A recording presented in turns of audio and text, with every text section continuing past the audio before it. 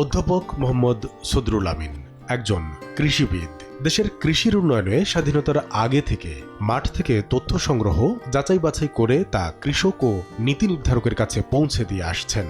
সহজ সরল উপস্থাপনায় তার তথ্যবহুল বই, নোট ও ফটোকার্ড মাঠ পর্যায়ে কৃষকের বহুমাত্রিক সমস্যা সমাধানে কার্যকর ভূমিকা রাখছে। বর্তমানে তার সংগ্রহ করা তথ্য ভাণ্ডার বাণিজ্যিকভাবে ডিজিটাইজেশন করতে কাজ করে চলেছেন প্রখ্যাত এই কৃষিবিদ। ট্রান্সপারেন্সি ক্যামেরা স্লাইড ফিল্ম আছে, স্লাইড ফিল্মে নিয়ে এগুলি ওই যে এরকম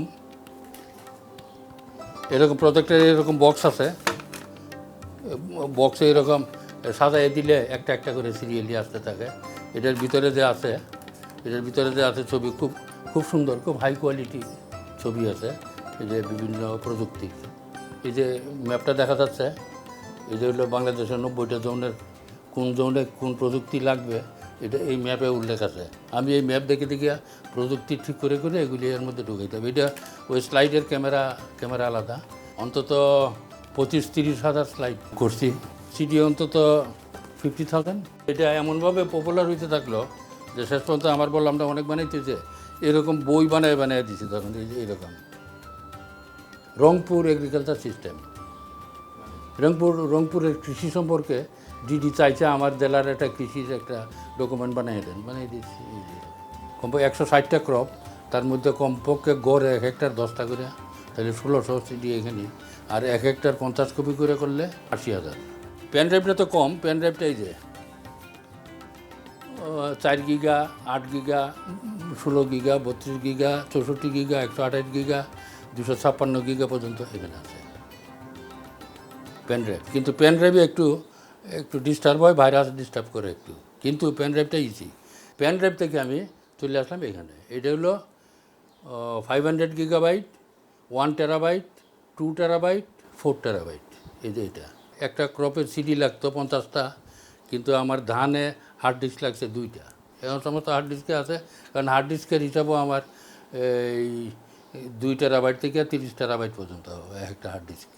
আর যারা মানুষের নেয় সেটা 500 গিগাবাইট অরিজিনাল ভালো, যেটা হার্ড ডিস্কটার দাম 12,000 টাকা। 500 হার্ড ডিস্ক একসাথে কিনি তাহলে এটার দাম পড়বে 5,000 টাকা। এই জন্য সুবিধা, এই জন্য বললাম যে এটা কমার্শিয়াল ফর্মে কেউ করতে চাইলে রেডি ফর কমার্শিয়াল ওয়ার্ক কেউ করতে পারে। সারা দেশে মার্কেটও আছে।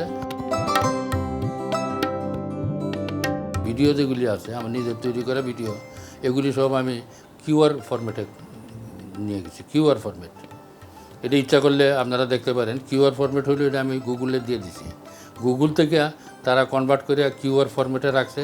এই কিউআর ফরম্যাটটা আমি কম্পিউটারে যদি লিঙ্কটাতে শুধু মোবাইল ধরলেই এটা চলে আসে, এটা কোনো পয়সা লাগবে না, চলে আসে। ইতিমধ্যে আমি কয়েক টেরাবাইট ইতিমধ্যে পাঠিয়ে দিয়েছি। এখন যদি কেউ ওই লিঙ্কগুলি কিনে নেয়, খুব কম দামে লিঙ্কগুলি নেয়, তাহলে ওই গুগল থেকে আসতেই থাকবে। এখানে 165টা ক্রপ, সব ফসলের সব রোগ, সব কিছু।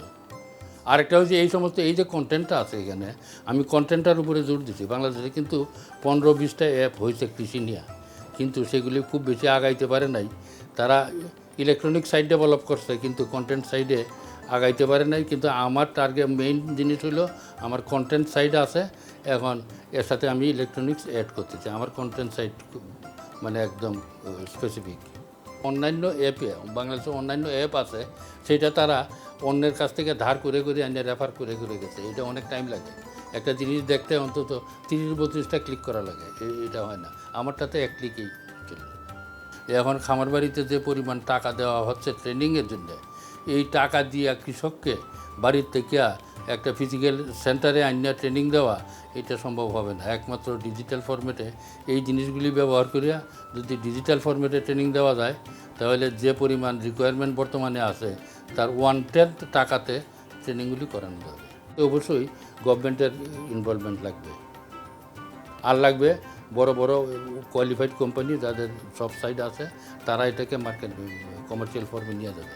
ডিজিটাল কত এখন আর নাই সময়। আমি বললাম একটা হলো রঙিন ছবি লাগবে, আরেকটা হলো তারা এটা দেখতে পারবে না, আপনাকে সমস্যাটা তাদের কাছে পাঠিয়ে দেওয়া লাগবে যদি খরচ কমাইতে চাই। কারণ একটা মানুষ বা গ্রামের থেকে আইসা শহরে থাকে ট্রেনিং করাইটা এটা আর সম্ভব হবে না। আমরা যদি ডিজিটাল ফরম্যাটে থাকে, ডিজিটাল ফরম্যাটে সারা দেশে দেখাই দিব, তারা উপজেলায় ট্রেনিং করতে পারবে। ঢাকায় যে ট্রেনিং হইতো সেটা উপজেলায় সেই ট্রেনিং হবে, একই ট্রেনিং। এই জন্যই ডিজিটাল ট্রেনিংটার উপরই তো প্রোডাক্ট। বাংলাদেশের কৃষির যতটা উন্নতি হয়েছে গত 10-20 বছরে, অনলি ডিউ টু ট্রেনিং। খামার বাড়ির এখন 1 নম্বর কাজ হলো ট্রেনিং দেওয়া, ডেমনস্ট্রেশন করা এবং ট্রেনিং দেওয়া।